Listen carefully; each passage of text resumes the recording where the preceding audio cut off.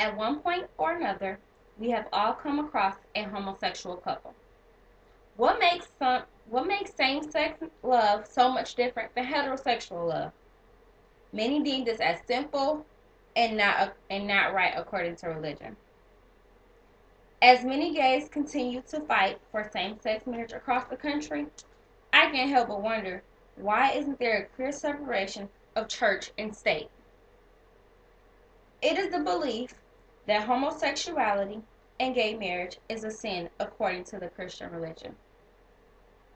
Why don't people point out the fact that common things such as lying, judging, and having sex outside of marriage is also a sin?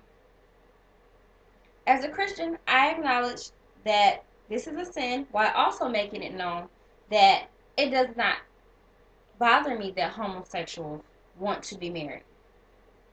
What another person does with their personal life has nothing to do with me. Why deny someone of their happiness simply because you do not agree with their views? If it is not affecting you, does it really matter? When Judgment Day comes, each person will have to answer to God for the wrongdoing they have committed. If heterosexuals can be happily married, living life in a manner that brings pleasure to them, homosexuals should be able to do the exact same. If Christians truly believe it is a sin, God should be the one to handle it. In no discussion have I heard other sinful acts be acknowledged. If the matter is truly about sin, this is hypocritical because as people we all commit sins, as it is a part of life. A recent victory was accomplished by the lesbian, gay, bisexual, and transgender community after West Point Military Academy made history by hosting same-sex marriage ceremonies for the first time. The Academy was first home to the nuptials of Army First Lieutenant Ellen Schnick and Shannon Simpson, and second to the nuptials of Brenda Fulton and Penelope Jensen, which were held shortly after on December 1st. The couples felt they should be allowed the same opportunity as heterosexual couples that marry on a military post. This victory comes after the repeal of Don't Ask, Don't Tell, which was done over a year ago. Before the repeal of Don't Ask, Don't Tell, many people that served our country were forced to keep their sexual orientation a secret or face discharge because of it. The repeal of this policy made it possible for officers to be openly gay and no longer live in fear. This victory is reflected as a group of almost now 40 officers can openly meet for coffee, business, and a couple laughs. This group started off in 2005 as a handful of officers that would meet. This newfound acceptance of homosexuals and gay marriage by the military shows the progress that is being made in society. When monumental actions such as this happen, it gives me hope for homosexuals around the nation that have not yet allowed gay marriage in their state. Why should anybody have to live in fear of losing their career because of their sexual orientation? Many groups, such as the Coalition for the Protection of Marriage, believe that marriage is between a man and a woman. Their question is whether the legal definition of marriage should be changed from man and woman to the union of two persons.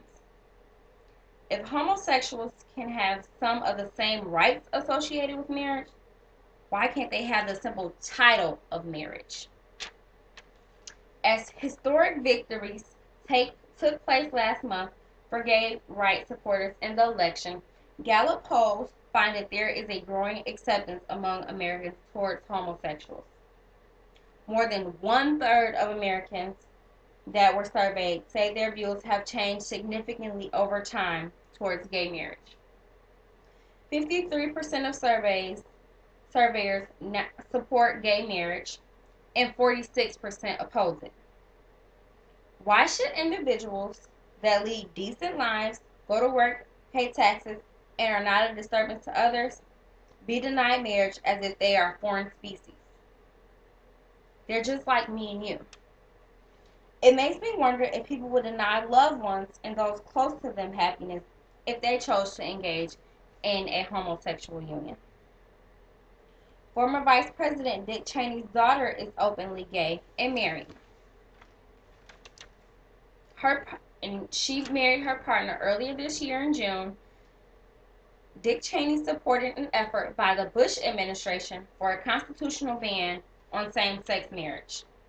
Since having left office, he no longer supports this ban. Despite his former support of the ban, he firstly supported his daughter in her union to another woman. If your own family would do it, why can't anyone else do it? He now thinks people should be free to enter into any kind of union they choose. Voters made history on Election Day by endorsing gay marriage in Maryland, Maine, and the state of Washington, and with the election of Tammy Baldwin, the country's first openly gay senator. With strides such as this, it is only right that gay marriage should be legalized across the nation. Everybody is entitled to their own opinion. Should we as people really let our opinions affect another person's life if it is not harming our human welfare? Not harming us, what will it really do? Not just as heterosexuals, no. Just as heterosexuals should be able to get married, so should homosexuals. Love has no boundaries, no color, no orientation. Love is love. Everyone is entitled to their pursuit of happiness. This includes everybody despite sexual orientation, religion, or race.